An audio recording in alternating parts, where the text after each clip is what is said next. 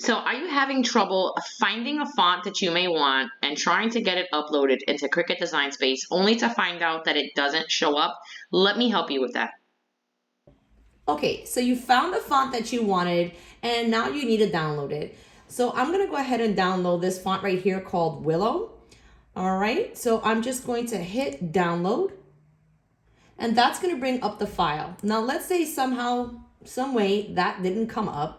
What you're gonna do is go ahead and click on these three buttons right here. It's gonna bring up your downloads. You're gonna click on that.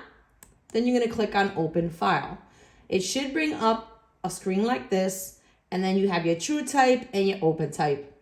I always do my true type font. I'm gonna go ahead and install, it'll install that.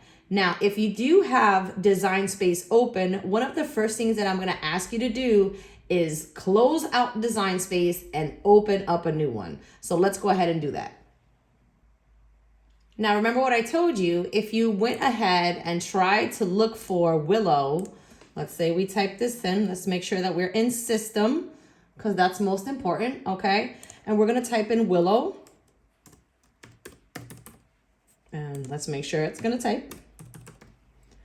And as you can see, these are gonna show up, but these are not the ones that we just downloaded. So we're gonna go ahead and close out of Design Space.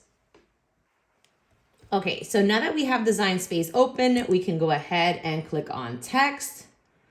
We will once again go into system and we will click on Willow. That should bring up the new font that we just downloaded.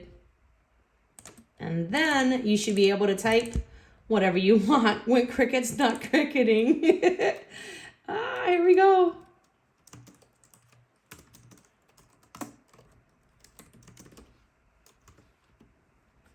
All set. Hope that works. Bye.